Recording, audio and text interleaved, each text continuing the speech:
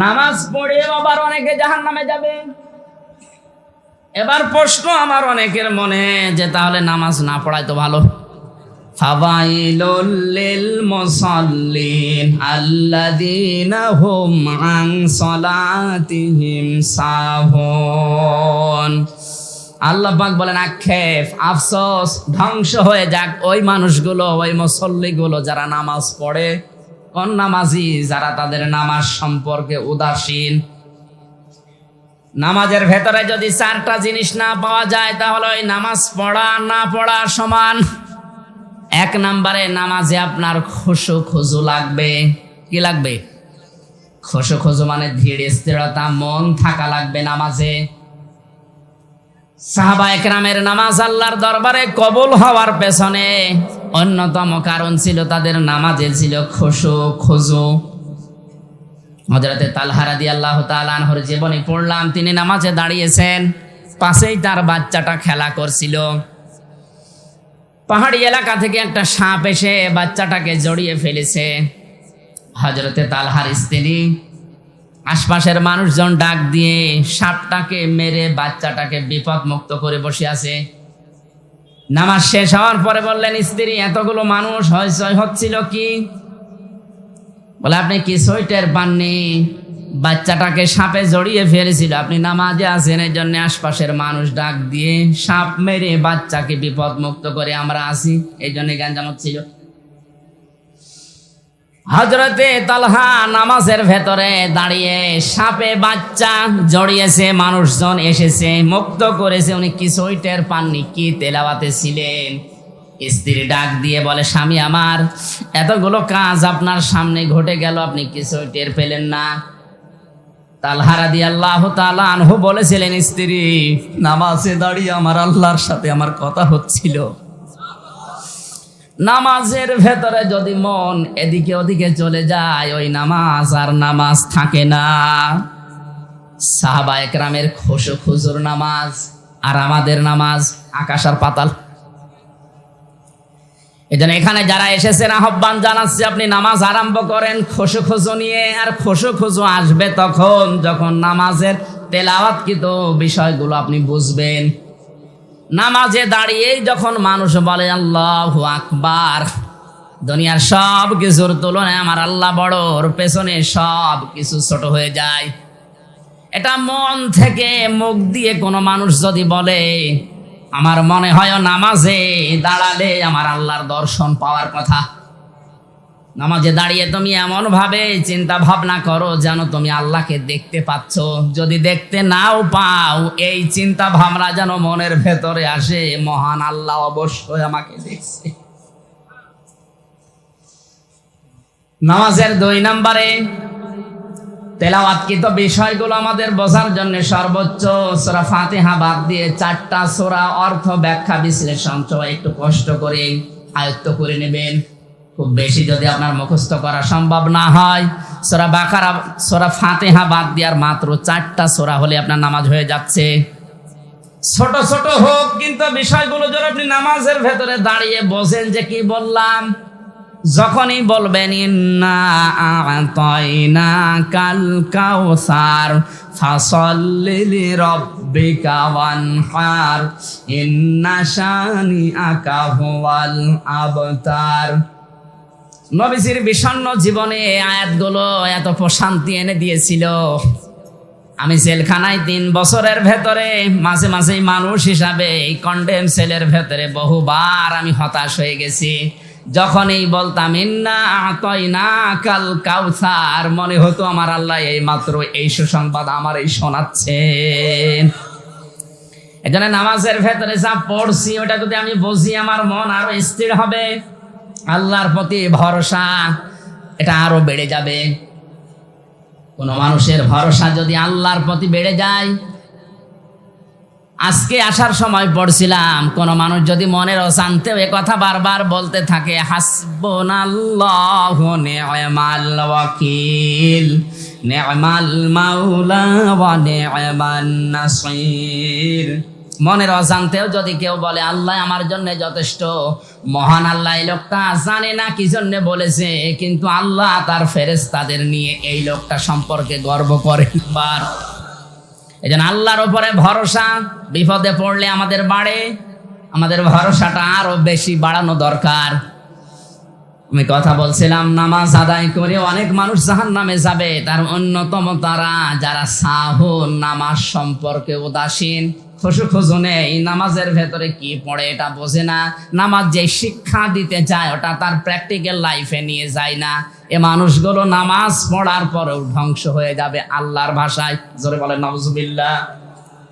তাহলে প্রথম নাম্বারে যারা বলছে আমরা নামাজ পড়তাম না, নামাজ পড়লে এগুলো আমাদের ছিল না, এই জন্য নামাজ পড়া না পড়া তাদের জন্য যেহেতু সমান, সুতরাং আমরা মুসলিম দাবি করছি যারা, যাই করেন না কেন অন্তত ফরজ নামাজগুলো আপনি ছাড়বেন না, তাহলে আল্লাহর জিম্মা থেকে, আল্লাহর আয়ত্ত থেকে আপনাকে আল্লাহ বের করে দেবে।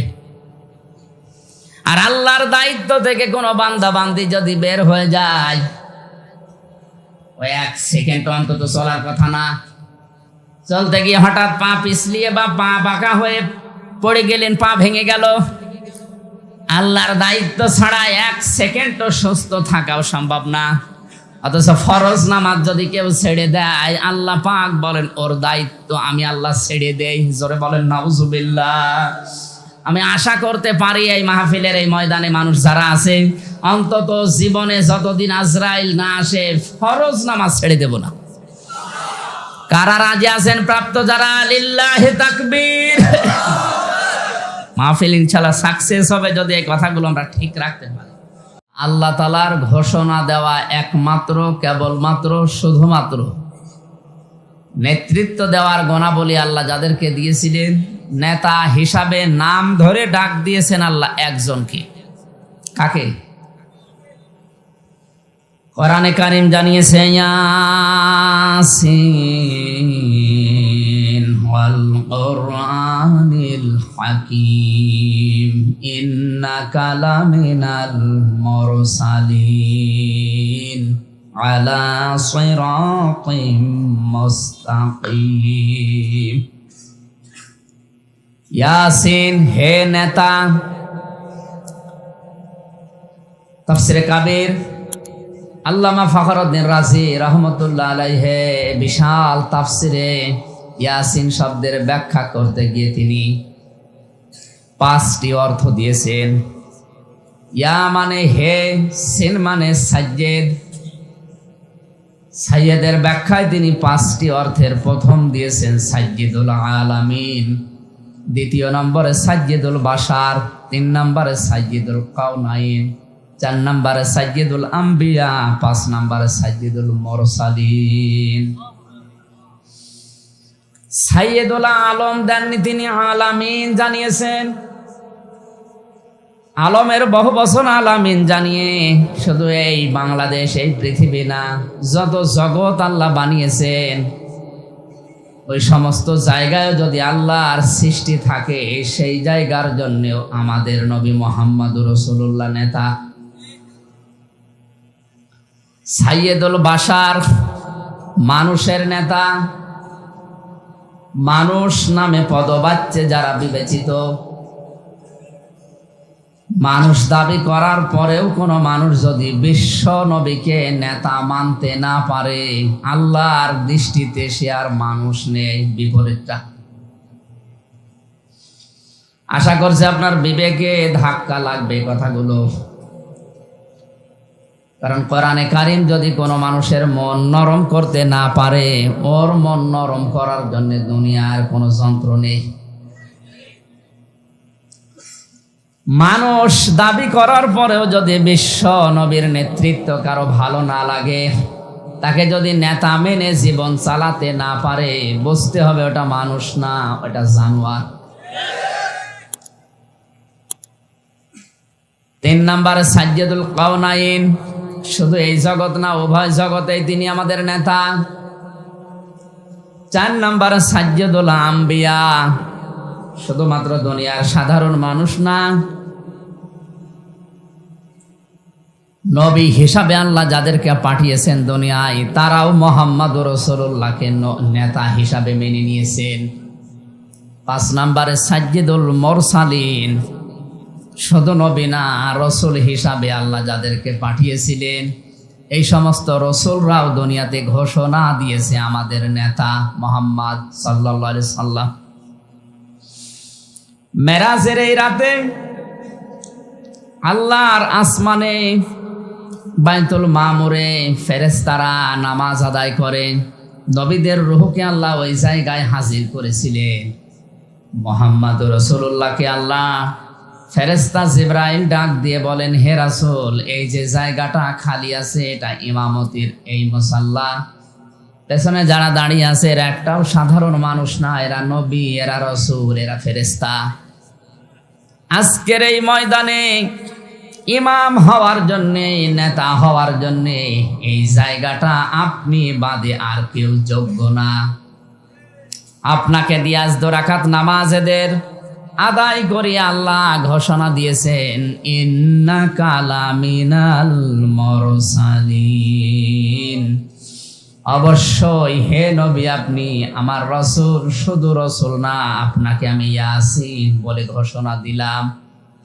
আয়াতের তাফসিরে আমি যতটুকু বুঝেছি, ইয়াসিন নাম আল্লাহ দুনিয়ায় কাউকে ডাক দেননি। নবীজিকে আল্লাহ 7টা নাম দিয়ে ডাক দিয়েছিলেন, তার ভেতরে অন্যতম হচ্ছে ইয়াসিন। জোরে বলেন আল্লাহু আকবার। আমার এই ছোট কথায় মূল কথা হচ্ছে এটা, বিশ্ব নবী মুহাম্মদুর রাসূলুল্লাহকে নেতা হিসাবে মেনে নিতে হবে। ঘোষণা নামাজ, রোজা, হজ, যাকাতের মতো ফরজ। এই জন্য আমি গজলের এই 2 কলি বলেছিলাম, রাসূল আমার ভালোবাসা, রাসূল আমার আলো আশা, রাসূল আমার প্রেম বিরহের মূল আলোচনা, রাসূল আমার কাজে কর্মের অনুপ্রেরণা। জোরে বলেন আমিন। এই কথাটা যদি আপনি মুখ দিয়ে যা বললেন, প্র্যাকটিক্যাল লাইফে সত্যি মানতে পারেন, কোরআন শরীফ আমার সামনে, আমি ইয়াসিন এর দিকে তাকিয়ে গ্যারান্টি দিতে পারি আপনাকে আল্লাহ জান্নাত দিবে। কিন্তু মুখের কথা আর মনের কথা এক হওয়া লাগবে। এই সমস্ত ধর্মীয় অনুষ্ঠানে আসলে মানুষের ঈমান, আবেগ এত বেড়ে যায়, হাত তুলতে বলতে ঠ্যাং তুলে ফেলে। এখান থেকে বের হয়ে গেলে সামিয়ানা পার হলে আর মনে থাকে না। আমি এর আগে চট্টগ্রামে বলেছিলাম একবার যে মানুষ আল্লাহর দরবারে কবুল হওয়ার 7টা নিয়ম আছে। সাহাবা একরাম যে আল্লাহর দরবারে কবুল হয়ে তাদের জন্য রাদিয়াল্লাহু আনহুম ওয়া রাদু আনহু নাযিল করেছে, এমনি না। তার 1 নম্বরে কারণ তাদের মুখে যা ছিল মনে ওইটাই ছিল। তো আমরা বাঙালি তো আমাদের মুখের কথার সাথে মনের কথার মিল নেই।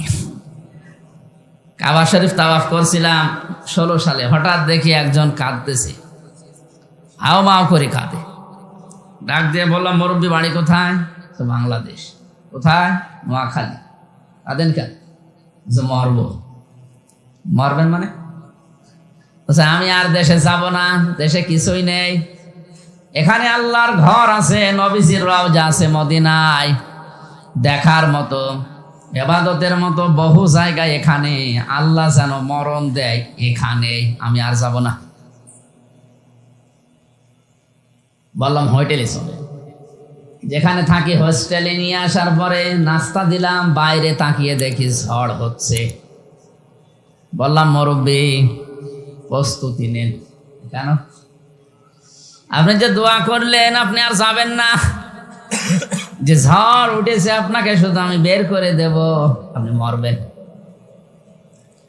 বলছে বাবাজি এ দোয়া তো আমি এবছরের জন্য করিনি, আগামীতে যদি আসি তখন।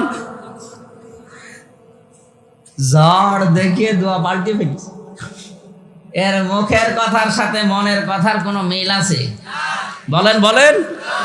এখানে যারা ইয়াসিন এ শব্দের ব্যাখ্যা 5টা শোনার পরে মুখ দিয়ে আবেগে বললেন, রাসূল আমার কাজে কর্মের অনুপ্রেরণা, তাকে ছাড়ার নেতৃত্বে কাউকে আমি মানি না। তো এই কথা তো আমার মনে হচ্ছে এটা মুখে।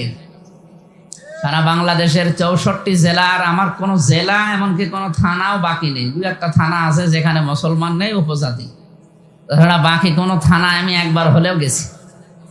তো এই জায়গাগুলোতে আমি যা দেখলাম, আমি তো 20, 21, 22, 23 ছিলাম ভেতরে, তার আগে পর্যন্ত মানুষ যেভাবে নবীজির নেতৃত্ব মানার জন্য হাত তুলে, বাইরের মানুষ বাদ দিলাম, শুধু এই থামিয়ানার নিচে যারা আছে এরাও যদি কথাটা অন্তত এর থেকে বের হয়ে ঠিক রাখতো, এদেশে নবীজির নেতৃত্ব ছাড়া আর কারো নেতৃত্ব চলতো না। আপনি রাজনীতির গন্ধ না খুঁজে বিবেক খাটান, আপনাকে আমি বাঁচার জন্য বললাম। ইমাম বুখারী রাহমাতুল্লাহ আলাইহি বুখারী শরীফ লেখার আগে আল আদাবুল মুফরাদ এ নামে একটা কিতাব লিখেছিলেন। তার প্রথম নাম্বারে তিনি দিয়েছেন 6টা, একটা হাদিসের 6টা ব্যাখ্যায় তিনি জানিয়েছেন 3 নাম্বার পয়েন্টে এটা আছে, কোন মানুষ যদি বিশ্ব নবীকে পৃথিবীতে নেতা মানতে না পারে, মরণের পরে বিনা হিসাবে বিনা বিচারে ও জাহান্নামে। অনেকে মনে হয় সুবহানাল্লাহ। আপনি টের পাচ্ছেন এ কথার ওজন কত? আপনার বিচারও হবে না, হিসাবও নেবে না। এ দুনিয়াতে যাদের নেতা বিশ্ব নবী নেই, ওরা মরণের পরে বিনা বিচারে বিনা হিসাবে জাহান্নামী। আল্লাহ অন্তত আমাদেরকে যেন হেফাজত করেন, জোরে বলেন আমিন। জাতির পিতা হযরত ইব্রাহিম, যিনি আমাদের নামকরণ করেছেন মুসলিম বলে, মিল্লাতা আবিকুম ইব্রাহিমা হুয়া সাম্মাকুমুল মুসলিমিন। তোমাদের জাতির পিতা হিসাবে আমি আল্লাহ নিজে ঘোষণা দিলাম কোরআনে, তার নাম ইব্রাহিম আলাইহিস সালাম। তিনি তোমাদের নামকরণ করেছেন মুসলিম হিসাবে। সুতরাং মুসলিম আমরা যারা দাবি করছি, এই নবী ইব্রাহিম আলাইহিস সালামকে আল্লাহ পদে পদে প্রায় 9টার উপরে তিনি বড় বড় পরীক্ষা করেছিলেন। ওয়াইযিবতালা ইব্রাহিমা রাব্বুহু বিকালিমাতিন ফাতাম্মাহুন্না ক্বালা ইন্নী জাইলুকা লিন-নাসি ইমামা قال ومن ذريتي قال لا ينال عهد الظالمين। সূরা বাকারার 124 নম্বর আয়াতে আছে, বিবেক দিয়ে যদি আপনি একটা মিলাতে পারেন, একটা আয়াতই আপনাকে আল্লাহর জান্নাতের পথ দেখিয়ে দেওয়ার জন্য যথেষ্ট। আমার ইব্রাহিমকে আমি পদে পদে পরীক্ষা নিয়েছিলাম, প্রতিটি পরীক্ষায় ইব্রাহিম উত্তীর্ণ হয়েছে। আমি আল্লাহ তার শেষ পরীক্ষায় খুশি হয়ে এত বেশি খুশি হয়েছিলাম এই আগুনে ফেলার এই পরীক্ষাতে। হযরত ইব্রাহিম আলাইহিস সালাম ফেরেশতাদেরকে যখন নিষেধ করলেন যে তোমাদের সাহায্যের দরকার নেই, এমন কোন অন্ধ আল্লাহর ইবাদত আমি করি না যিনি আমারে আগুনে পড়তে দেখেও চোখে দেখে না। আল্লাহ এত বেশি খুশি হয়েছিলেন, তিনি ডাক দিয়েছেন, ইব্রাহিম আমি তোমাকে পুরা মানব জাতির জন্য নেতা বানিয়ে দিলাম। সঙ্গে সঙ্গে ইব্রাহিম নবী আল্লাহর কাছে প্রশ্ন করলেন, ক্বালা ওয়া মিন যুররিয়াতি, হে আল্লাহ নেতৃত্বের এই গুণাবলী এটা কি শুধু আমি একাই পেলাম, নাকি আমার সন্তানাদি দুনিয়ায় যারা আছে তারাও নেতৃত্ব দিতে পারবে? আল্লাহ সাফ জানিয়েছেন ওই সময়, ক্বালা লা ইয়ানালু আহদিজ জালিমিন। খেয়াল করেন, ইয়ানালু এটা মজারে, বর্তমান ভবিষ্যৎ, প্রেজেন্ট ফিউচার। আল্লাহ পাক বলেন, হে ইব্রাহিম শুধু তুমি একা না, তোমার সন্তানদের ভেতরে তারা নেতৃত্ব দিতে পারবে, কিন্তু পারবে না তারা যারা জালেম। জালেমদের জন্য আমি আল্লাহর কোনো ওয়াদা নেই। সুতরাং এই পেকুয়া চকরিয়া সহ বাংলাদেশকে জালেম মুক্ত করার জন্যে আপনারা যে উদ্যোগ এখান থেকে আরম্ভ করেছিলেন, সাকিব ভাই যেটা বলছিলেন, আল্লাহ পাক যেন ইব্রাহিম আলাইহিস সালামের আসল সন্তান যারা মানব দরদি তাদেরকে কবুল করেন। জোরে বলেন আমিন। আশা করছি কোরআনের এই আয়াতের শাব্দিক যে অর্থ বললাম আপনি বুঝেছেন। কোন জালেমের জন্য নেতা হওয়ার যোগ্যতা আল্লাহর পক্ষ থেকে ঘোষণা, নিষেধ এটা। অথচ যে যত বড় বেশি জুলুম করে তারা নেতৃত্ব দেওয়ার জন্য দেখে এগিয়ে আসে। আমরা যারা মানব দরদি আমাদেরকে আরো নিষেধ করা হয় যে এই রাস্তায় আপনার আসার দরকার নেই, আপনি আল্লাহ বিল্লাহ করেন। আল্লাহ বিল্লাহ কি?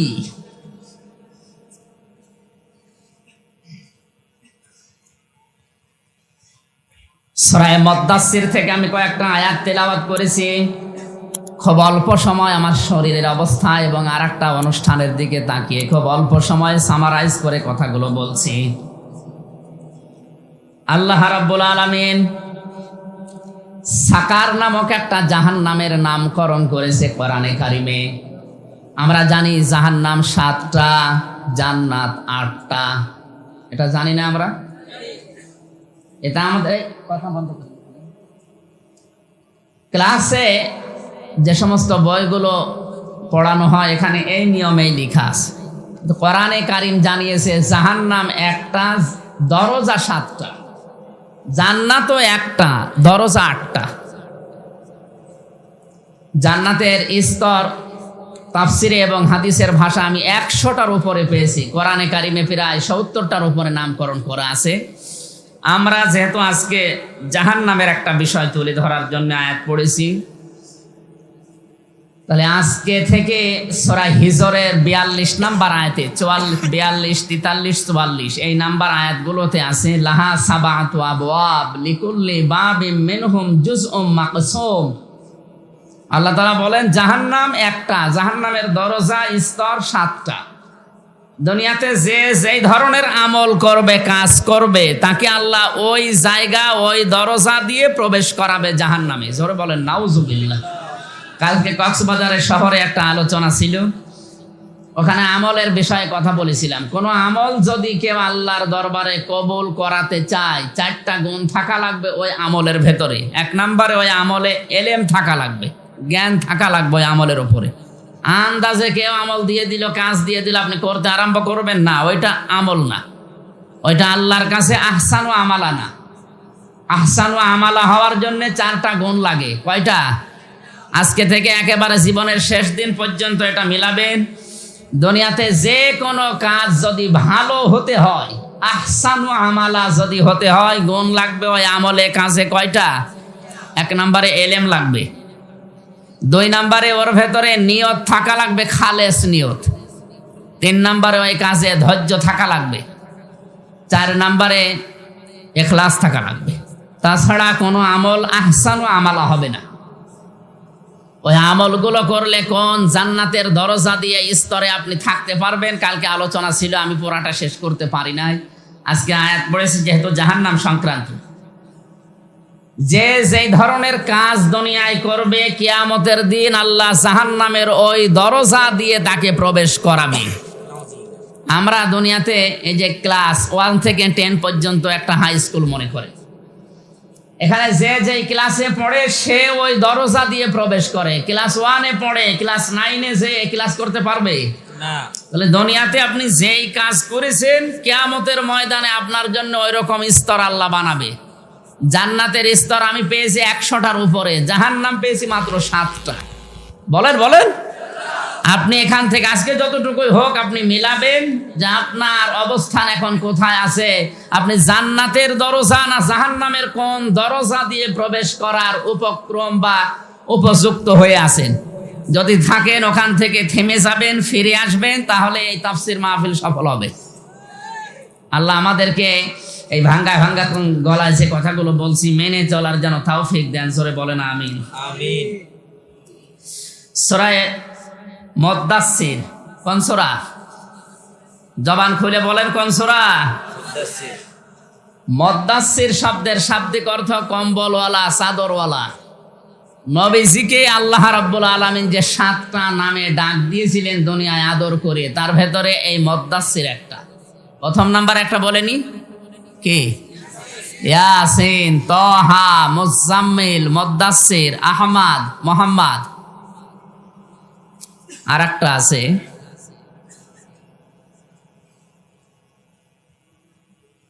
এই 7টি নামে আল আমিন বা আস-সাদিক এরকম একটা আছে, আমার মনে আসতেছে না। আসলে জেলখানায় 3 বছরে তো আমাদের বদ্ধ জীবনে ছিলাম, একেবারে 24 ঘন্টা আমাদের তালা লাগিয়ে রাখত।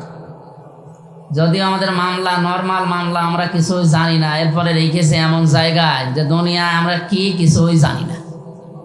ফাঁসির আসামিরা যে কন্ডেম সেলে থাকে ওই জায়গায় 3 বছর একাধারে দুনিয়া থেকে একেবারে বিচ্ছিন্ন। পড়াশোনাও তো সেরকম করার কোনো সুযোগ নেই, শুধুমাত্র বঙ্গবন্ধুর বই আছে, পারলে পড়েন, না পারলে আল্লাহ আল্লাহ করেন।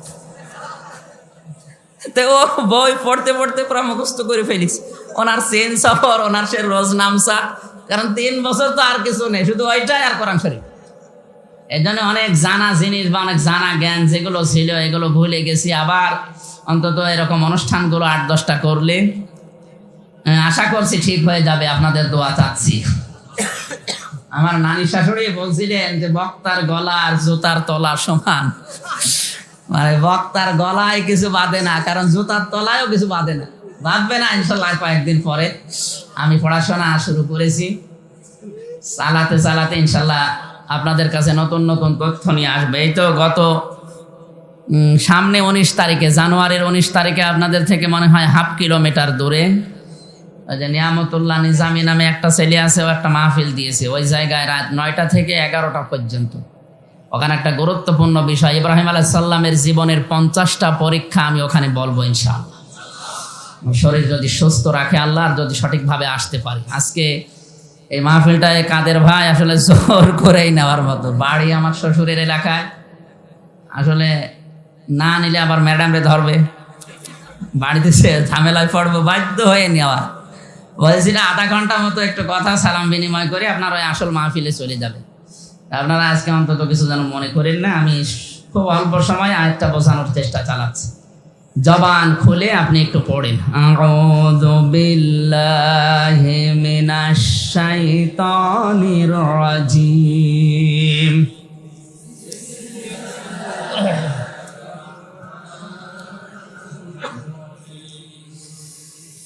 কুল্লু নাফসিম বিমা কাসাবাত রহিনা ইল্লা সাহাবাল ইয়ামিন।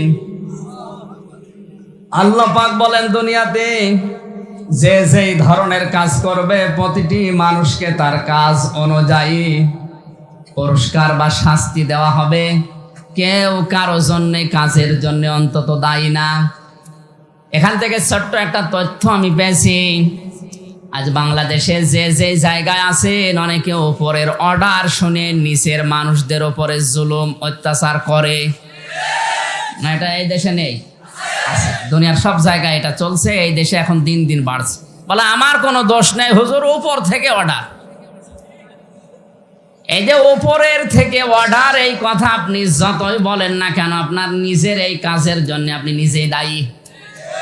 হ্যাঁ, উপরে যিনি অর্ডার দিয়েছিলেন অন্যায় করার জন্য, এই অন্যায়ের জন্য সে দায়ী হবে, তার জন্য সে আলাদা বিষয়, কিন্তু এই কাজ করার জন্য যে গুনাহ হয়েছে এটার জন্য আপনি দায়ী। কোরআনে কারিমে সূরা শূরা 42 নম্বর আয়াতটা আমার কাছে সবচাইতে ভয়ঙ্কর মনে হয়। ইন্নামাস সাবিলু আলাল্লাযীনা ইয়াযলিমুনান নাস ওয়া ইয়াবগুনা ফিল আরদি বিগাইরিল হক উলাইকা লাহুম আযাবুন আলীম। আল্লাহ পাক বলেন আমি আল্লাহর অভিযোগ, আমি আল্লাহর মামলা, আমি আল্লাহ কেস করব তাদের বিরুদ্ধে যারা মানুষ হয়ে মানুষের উপরে জুলুম করছে, ভবিষ্যতে করবে। কক্সবাজারবাসী এখানে আল্লাহ ইয়াসলিমুন আল মুসলিমুনা দেননি, দিয়েছেন ইয়াসলিমুন আন নাস। এটা মজারে বর্তমান ভবিষ্যৎ, প্রেজেন্ট ফিউচার। পৃথিবীতে যে কোনো মানুষের উপরে যদি কেউ জুলুম করে, তার অধিকার নষ্ট করে, ওই লোকটা তখন নিজেই আল্লাহর মামলার আসামি হয়ে যায়। আমরা জানি দুনিয়াতে যে যে ধরনের এই লোকটার মামলার বাদী যদি ওই রকম দুর্বল হয়, জেল থেকে বের হওয়া কোনো ব্যাপারই না। এই কথা বলছে না কেন? আপনার মামলার বাদী যদি হয় রাস্তার ফকির, জেলে যেতে দেরি, সকালে আপনি বের হয়ে যাবেন। মামলার বাদী যদি হয় আপনাদের এলাকার যিনি এমপি, বের হওয়া অত সহজ না। দেশের সর্বোচ্চ দায়িত্বে যিনি আছেন তিনি যদি মামলার বাদী হয়, আপনার বের হওয়া কিয়ামত। তামাম দুনিয়ার যিনি মালিক, মহান রব্বুল ইজ্জাত ওয়াল জালাল, তিনি নিজে জানিয়েছেন আমি মামলার বাদী। এই আয়াতটা পড়ার পরে আমার মনে হচ্ছে বাংলাদেশে এখন অনেকেই আল্লাহর মামলার আসামি। আপনাকে আমি থামার জন্য বলছি, থামেন। কার জন্য জুলুম করছেন মানুষের উপরে, মানুষের অধিকারগুলো নষ্ট করছেন, আপনি টের পাচ্ছেন। আমির হামজা মঞ্জু সাহেব যদি কিছু নাও বলে, আপনি কিন্তু আল্লাহর টার্গেট। কিয়ামতে যিনি নিজে বিচার করবেন, তিনি যদি মামলার বাদী হয়ে আপনার বিরুদ্ধে দাঁড়ায়, রায় তো তিনি দিবেন। আলাইসাল্লাহু বিআহকামিল হাকিমিন, আমি কি সব চাইতে বড় বিচারক না? কে বলছেন? এই জন্য একটু থামা দরকার আমাদের। প্রত্যেকেই তার নিজের কাজকর্মের জন্য সে নিজেই দায়ী। আল্লাহ তাআলা এর আগে থেকে কিছু আলোচনা করতে করতে হঠাৎ করে আলোচনার ধরন পাল্টিয়ে ফেলেছেন। ইল্লা আসহাবাল ইয়ামিনি ফি জান্নাতি ইয়াতাসাআলুন, তবে ডানপন্থী যারা, তারা বাদ দিয়ে। এখানে একটা লক্ষণীয় বিষয়, আল্লাহ পাক কিন্তু ডানপন্থীদের কথা এই আমল কাজ কারবার করার পর পরে জানিয়েছেন। ওরা কোরআন শরীফ পড়ে আমি যতটুকু পেয়েছি, আল্লাহ পাক সব চাইতে বেশি খুশি থাকেন, সঙ্গে থাকেন ডানপন্থী যারা, তাদের সাথে। দুর্ভাগ্য হলেও সত্য, বাংলাদেশে অনেকে এখন নিজেকে বামপন্থী বলে ঘোষণা দিয়ে আনন্দ পাচ্ছে। বামপন্থী যারা, এরা টাটকা নির্ভেজাল শয়তান। আমরা ডানপন্থী না বামপন্থী? ডানপন্থী কারা দেখি? লিল্লাহি তাকবীর।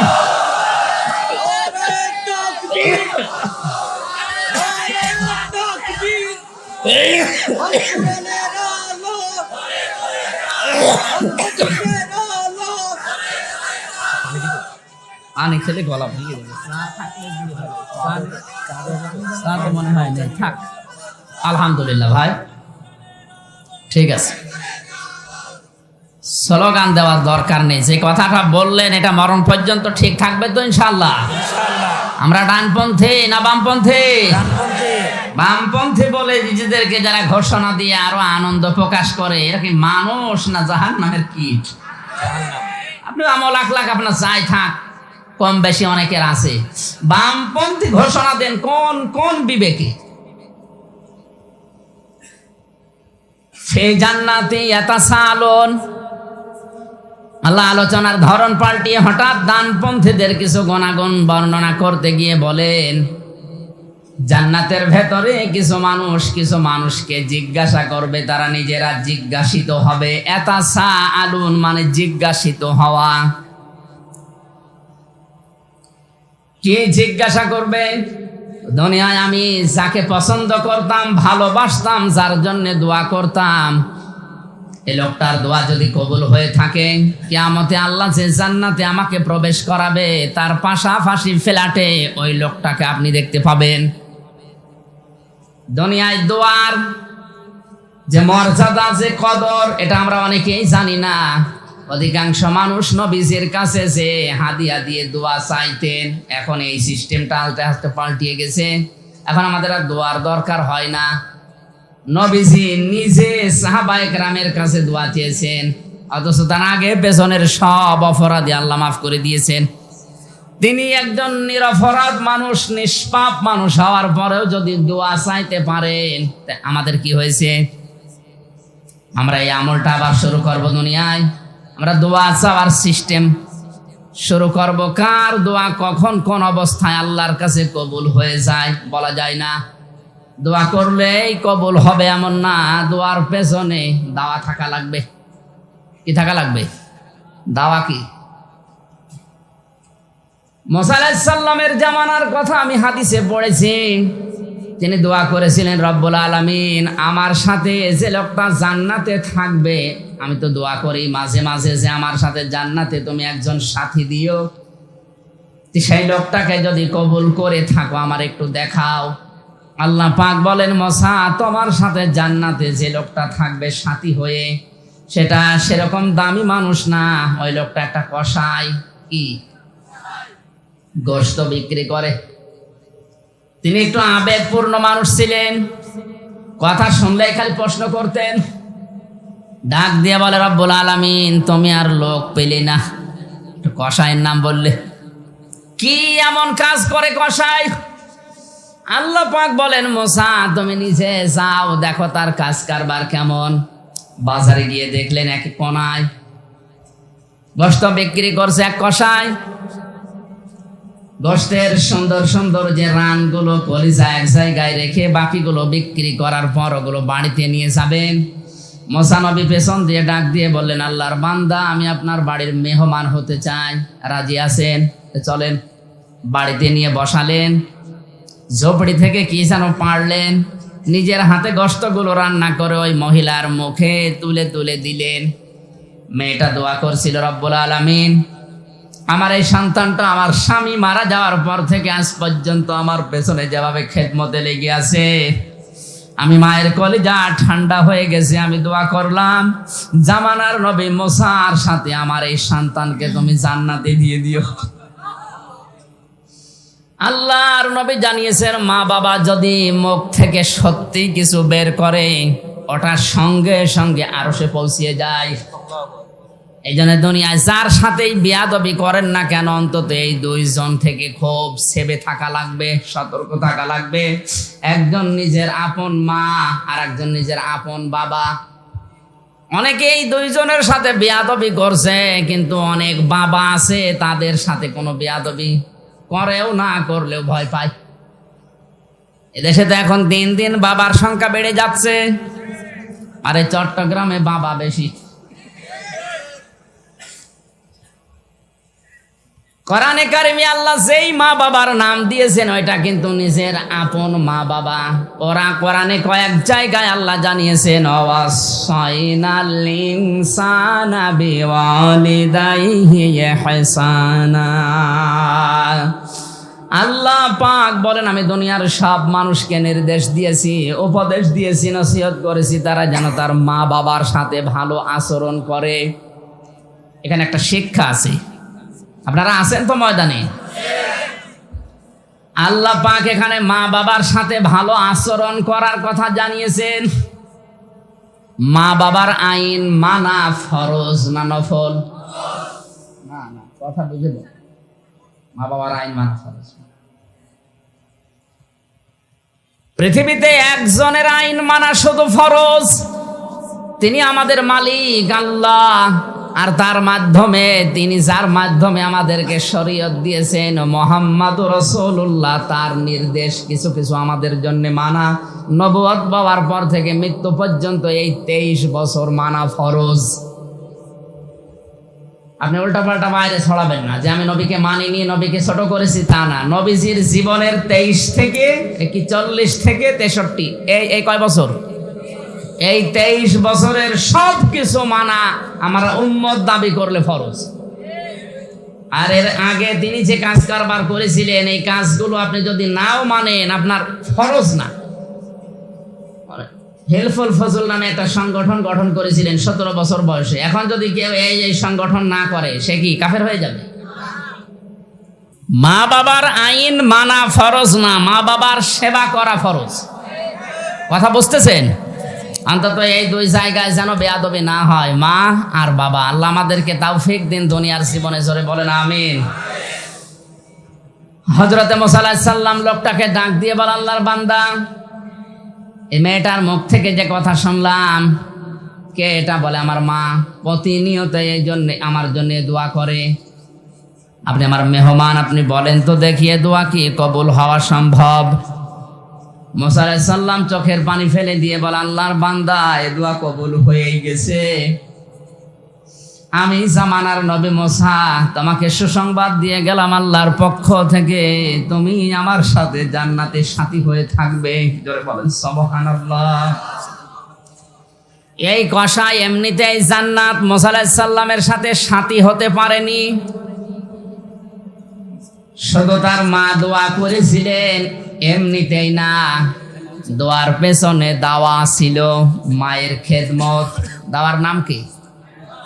আমরাও যদি দুনিয়াতে কারো জন্য দোয়া করি, এই দোয়ার পেছনে যদি দাওয়া থাকে, বিস্তারিত দাওয়ার বর্ণনায় গেলাম না। যদি কোনো মানুষ আপনার জন্য দোয়া করে, এটা যদি কবুল হয়, কিয়ামতের ময়দানে ফ্ল্যাট সিস্টেম যে জান্নাতগুলো আল্লাহ বানিয়েছেন, পাশাপাশি ফ্ল্যাটে আপনি তার সাথে থাকতে পারবেন। বারান্দায় বেলকনিতে যাওয়ার পরে দেখবেন ওই লোকটা কি, আপনি এখানে, আপনার জন্য আমি দোয়া করেছিলাম, আসেন বসেন। এক জায়গায় একে অপরকে প্রশ্ন করবে, খোশ গল্পে মাতবে, হঠাৎ করে তাদের নজর চলে যাবে জাহান্নামের দিকে। একজন আর একজনকে প্রশ্ন করবে, ভাই এই যে মানুষগুলো পড়ে আছে জাহান্নামে, এগুলো তো অনেকেই পরিচিত মনে হচ্ছে, এ তো আমার এলাকার মেম্বার, এ তো আমার এলাকার চাচাতো ভাই, এরা পড়ে আছে কোন কারণে আপনি জানেন? মনে বলবে, না আমি তো জানি না, চলেন ওদের কাছে জিজ্ঞাসা করি। আনিল মুজরিমিনা মা সালাকাকুম ফি সাকার। যারা এই সাকার নামক জাহান্নামে পড়ে আছে, এদেরকে জিজ্ঞাসা করবে, আপনারা জাহান্নামে এসেছেন কোন কারণে? ফেরেশতা মালিককে প্রথমে জিজ্ঞাসা করবে, দারওয়ান ফেরেশতা মালিক, অভিভাবক দায়িত্বে যিনি আছে তাকে। হযরতে মালিক ডাক দিয়ে বলবে, আল্লাহর বান্দারা, আমি জানি না, ওদেরকেই জিজ্ঞাসা করেন কেন ওরা পড়ে আছে এই সাকারে। এই দুইজন যখন বলবে, আপনারা জাহান্নামের এই সাকারে পড়ে আছেন, এই জ্বলন্ত আগুনে দাউ দাউ করে জ্বলছে কোন কারণে? যত মানুষ জাহান্নামে আছে তারা এক বাক্যে জবাব দেবে, ক্বালু লাম নাকু মিনাল মুসাল্লিন। এখানে ক্বালানা, ক্বালানা, ক্বালু বহুবচন। যত মানুষই জাহান্নামে আছে ওরা এক বাক্যে বলবে, আমরা নামাজ পড়তাম না। বাংলার মুসলমানেরা কোন হিন্দু কি বলবে, আমি নামাজ পড়তাম না? কথা বলে না কেন? কোন খ্রিস্টান, ইহুদি, বৌদ্ধ বলবে, আমি নামাজ পড়তাম না? ওদের নামাজই নেই। তাহলে এই কথা বলতে পারে কে? আরো জোরে বলেন। যে মুসলমান দাবি করার পরেও নামাজ পড়ে না, সে যে দল করুক না কেন, ও জাহান্নামে যাবে। টাটকা ফতোয়া, আর কারো ফতোয়া লাগবে? এই জন্য আহ্বান জানাচ্ছি, আজকের এই ময়দানে যেহেতু এটা ক্যামেরা ভিডিও হচ্ছে, কালকেই ছড়াবে, সারা দুনিয়ার 175 কোটি মুসলমানকে বলছি, আপনি যদি মুসলমান দাবি করার পরেও নামাজ না পড়েন, নামাজ আদায় না করেন, নামাজ কায়েম না করেন, অবশ্যই আপনাকে জাহান্নামে যাওয়া লাগবে, সাকার নামক এই জাহান্নামে। তাহলে মুসলমান দাবি করার পরেও জাহান্নামে সাকারে যাবে তারা, যারা কি করতো না। আরো জোরে বলেন। নামাজ পড়েও আবার অনেকে জাহান্নামে যাবে। এবার প্রশ্ন আমার অনেকের মনে, যে তাহলে নামাজ না পড়াই তো ভালো। ফাওয়াইলুল লিল মুসাল্লিন আল্লাযীনা হুম আন সালাতিহিম সাহুন। আল্লাহ পাক বলেন, আক্ষেপ, আফসোস, ধ্বংস হয়ে যাক ওই মানুষগুলো, ওই মুসল্লিগুলো যারা নামাজ পড়ে। কোন নামাজি? যারা তাদের নামাজ সম্পর্কে উদাসীন। নামাজের ভেতরে যদি 4টা জিনিস না পাওয়া যায়, তাহলে ওই নামাজ পড়া না পড়া সমান। 1 নম্বরে, নামাজে আপনার খুশু খুজু লাগবে। কি লাগবে?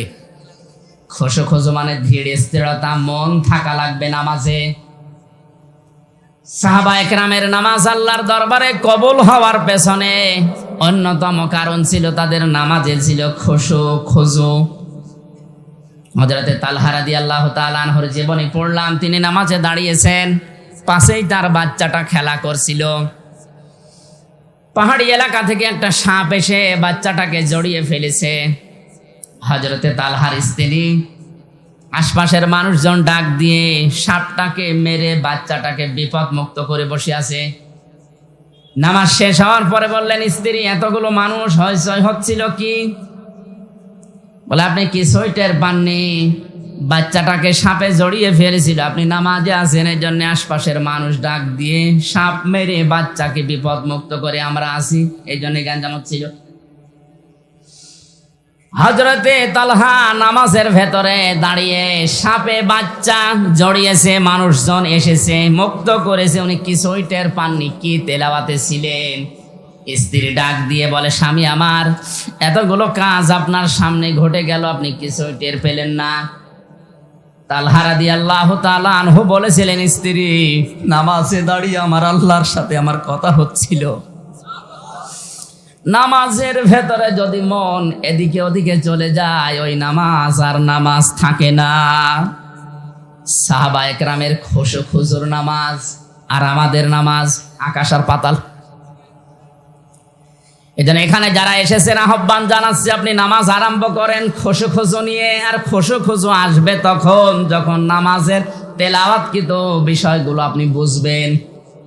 নামাজে দাঁড়িয়েই যখন মানুষ বলে আল্লাহু আকবার, দুনিয়ার সব কিছুর তুলনায় আমার আল্লাহ বড়, ওর পেছনে সব কিছু ছোট হয়ে যায়। এটা মন থেকে মুখ দিয়ে কোনো মানুষ যদি বলে, আমার মনে হয় নামাজে দাঁড়ালে আমার আল্লাহর দর্শন পাওয়ার কথা। নামাজে দাঁড়িয়ে তুমি এমন ভাবে চিন্তা ভাবনা করো যেন তুমি আল্লাহকে দেখতে পাচ্ছ। যদি দেখতে নাও পাও, এই চিন্তা ভাবনা যেন মনের ভেতরে আসে, মহান আল্লাহ অবশ্যই আমাকে দেখছে। নামাজের 2 নম্বরে তেলাওয়াতকৃত বিষয়গুলো আমাদের বোঝার জন্য সর্বোচ্চ সূরা ফাতিহা বাদ দিয়ে 4টা সূরা অর্থ ব্যাখ্যা বিশ্লেষণ সহ একটু কষ্ট করে আয়ত্ত করে নেবেন। খুব বেশি যদি আপনার মুখস্থ করা সম্ভব না হয়, সূরা বাকারা, সূরা ফাতিহা বাদ দেওয়ার মাত্র 4টা সূরা হলে আপনার নামাজ হয়ে যাচ্ছে। ছোট ছোট হোক, কিন্তু বিষয়গুলো যদি আপনি নামাজের ভেতরে দাঁড়িয়ে বোঝেন যে কি বললাম, যখনই বলবেন ইন্না আ'তাইনাকাল কাউসার ফাসাল্লি লিরাব্বিকা ওয়ানহার ইন্না শানিআকা হুয়াল আবতার। নবীজির বিষণ্ণ জীবনে আয়াতগুলো এত প্রশান্তি এনে দিয়েছিল। আমি জেলখানায় 3 বছরের ভেতরে মাঝে মাঝেই মানুষ হিসাবে এই কন্ডেম সেলের ভেতরে বহুবার আমি হতাশ হয়ে গেছি। যখনই বলতাম ইন্না আ'তাইনাকাল কাউসার, মনে হতো আমার আল্লাহ এই মাত্র এই সুসংবাদ আমার এই শোনাচ্ছেন। এজন্য নামাজের ভেতরে যা পড়ছি ওটা যদি আমি বুঝি, আমার মন আরো স্থির হবে, আল্লাহর প্রতি ভরসা এটা আরো বেড়ে যাবে। কোন মানুষের ভরসা যদি আল্লাহর প্রতি বেড়ে যায়, আজকে আসার সময় পড়ছিলাম, কোন মানুষ যদি মনের অশান্তিতে এ কথা বারবার বলতে থাকে, হাসবুনাল্লাহু নি'মাল ওয়াকিল নি'মাল মাওলা ওয়া নি'মান নাসির, মনের অজান্তেও যদি কেউ বলে আল্লাহ আমার জন্য যথেষ্ট, মহান আল্লাহ এই লোকটা জানে না কি জন্য বলেছে, কিন্তু আল্লাহ তার ফেরেশতাদের নিয়ে এই লোকটা সম্পর্কে গর্ব করে। এজন্য আল্লাহর উপরে ভরসা বিপদে পড়লে আমাদের বাড়ে, আমাদের ভরসাটা আরো বেশি বাড়ানো দরকার। আমি কথা বলছিলাম, নামাজ আদায় করে অনেক মানুষ জাহান্নামে যাবে, তার অন্যতম তারা যারা সাহুর নামাজ সম্পর্কে উদাসীন, খুশু নেই, নামাজের ভেতরে কি পড়ে এটা বোঝে না, নামাজ যে শিক্ষা দিতে চায় ওটা তার প্র্যাকটিক্যাল লাইফে নিয়ে যায় না। এ মানুষগুলো নামাজ পড়ার পরেও ধ্বংস হয়ে যাবে আল্লাহর ভাষায়। জোরে বলেন নাউজুবিল্লাহ। তাহলে 1ম নম্বরে যারা বলছে আমরা নামাজ পড়তাম না, নামাজ পড়লে এগুলো আমাদের ছিল না, এই জন্য নামাজ পড়া না পড়া তাদের জন্য যেহেতু সমান, সুতরাং আমরা মুসলিম দাবি করছি, যারা যাই করেন না কেন অন্তত ফরজ নামাজগুলো আপনি ছাড়বেন না, তাহলে আল্লাহর জিম্মা থেকে, আল্লাহর আয়ত্ত থেকে আপনাকে আল্লাহ বের করে দেবে। আর আল্লাহর দায়িত্ব থেকে কোনো বান্দা বান্দি যদি বের হয়ে যায়, ওই 1 সেকেন্ড অন্তত চলার কথা না। চলতে গিয়ে হঠাৎ পা পিছলিয়ে বা পা বাঁকা হয়ে পড়ে গেলেন, পা ভেঙে গেল, আল্লাহর দায়িত্ব ছাড়া 1 সেকেন্ডও সুস্থ থাকাও সম্ভব না। অথচ ফরজ নামাজ যদি কেউ ছেড়ে দেয়, আল্লাহ পাক বলেন ওর দায়িত্ব আমি আল্লাহ ছেড়ে দেই। জোরে বলেন নাউজুবিল্লাহ। আমি আশা করতে পারি এই মাহফিলের এই ময়দানে মানুষ যারা আছে, অন্তত জীবনে যতদিন আজরাইল না আসে ফরজ নামাজ ছেড়ে দেব না। কারা রাজি আছেন প্রাপ্ত যারা? লিল্লাহি তাকবীর। মাহফিল ইনশাআল্লাহ সাকসেস হবে যদি এই কথাগুলো আমরা ঠিক রাখতে পারি। দ্বিতীয় নম্বরে ওরা ডাক দিয়ে বলবে অলাম নাকুন নুতিমুল মিসকিন, আমরা এতিম মিসকিনদের খাবার দিতাম না। দারিদ্র মুক্ত সমাজের জন্য আমাদের কোনো ভূমিকা ছিল না। আজ অনেকেই শুধু নিজে খাবো, নিজে পরবো, নিজের আখের গোছাবো এই চিন্তায় আছে। এগুলো হচ্ছে না। এখান থেকে টাকা পয়সা বিদেশে পাঠিয়ে স্ত্রীর নামে ঘর বাড়ি বানিয়ে নাম দিয়েছে বেগম পাড়া। অথচ যারা নিজের শুধু খেয়ে পরে বাঁচবো, অন্যের চিন্তা ভাবনা মানুষের মাথায় নেই, এই মানুষগুলো মুসলমান দাবি করার পরেও জাহান্নামে যাবে। এই জন্য এতিম মিসকিন অসহায় মানুষের খোঁজ খবর রাখা, দারিদ্র মুক্ত সমাজের জন্য ভূমিকা রাখা, এটা যদি কেউ না রাখে তার কিন্তু কপাল নষ্ট হবে। 3 নম্বরে কুন্না নাখুদু মাল খায়দিন, আমরা সমালোচনা যারা করতো তাদের সাথে মিশে আরো সমালোচনা করতাম। এটা আজ বাংলাদেশে দিন দিন বেড়ে যাচ্ছে। একবার কোন জায়গায় জানো, সেই 20 সালে, 3 বছরে তো অনেক মনে নেই, একবার খাবার খাচ্ছিলাম কোন জেলায় জানো, খাবার খেয়ে এই যে থাল চেটে খায় অনেকে, এটা সুন্নাত। এগুলো হজম শক্তিকে বৃদ্ধি করে, এরপরে আরো অনেক উপকার আছে। এই পাশে 3-4 জন লোক বসে খাবার খাওয়ার সময় আমার দিকে তাকিয়ে বলছে, যেভাবে থাল চেটে খায় মনে হচ্ছে থালও খেয়ে ফেলবে। একটা হাড় ছিল, হাড়ের সাথে মাংস লেগে থাকে, একটু চাবাচ্ছিলাম। আমার কাছে একজন এসে বলছে, হুজুর আপনি কিছু মনে করেন না, আপনি যেভাবে হাড় চিবাচ্ছেন আপনার এলাকার কুকুর কি হাড় পায়? আমি বললাম আমার এলাকার কুকুর ওরকম অভদ্র না, ওরা হাড় খায় না। কি খায়? ওরা খাচ্ছিল চা, তাও দাঁড়িয়ে দাঁড়িয়ে, 1 হাতে সিগারেট 1 হাতে চা। মনের ভেতরে চলে আসলো, বললাম যে আমার এলাকার কুকুরে চা খায়। কে বললেন হুজুর? মানে আমাদের কথাগুলো ওদের ভালোও লাগে না, সহ্য করতে পারে না। কি করে ভুল ধরা যায়, সমালোচনা করা যায়, সব সময় থাকে। এই জন্য সমালোচনা বন্ধ হওয়া দরকার, বিশেষ করে আলেমদের। আজ তো যত দোষ সব আলেমদের। আমার নামে যে দোষ দিয়ে 3টা বছর ফাঁসির কন্ডেম ছেলে আপনি বিনা কারণে আটকে রাখলেন, কিয়ামতে আপনি কি জবাব দেবেন? এই নিচ থেকে উপর পর্যন্ত যারা জড়িত ছিল, টপ টু বটন, কেউ মাপ পাবে না যদি আমি মাফ না করি।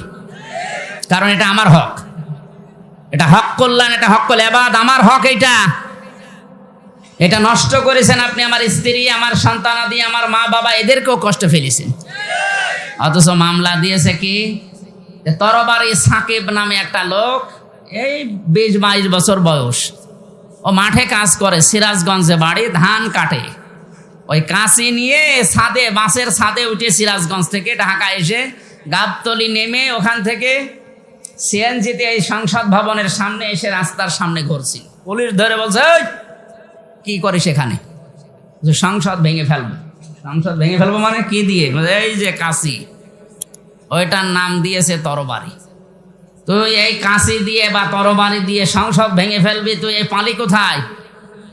আমির হামজা হুজুর আর মুফতি হারুন এজাহার, এরপরে মাহমুদুল হাসান, এদের নাম, এদের কথা শুনে আমি উদ্বুদ্ধ হয়ে এসেছি সংসদ ভাঙতে কাঁচি নিয়ে।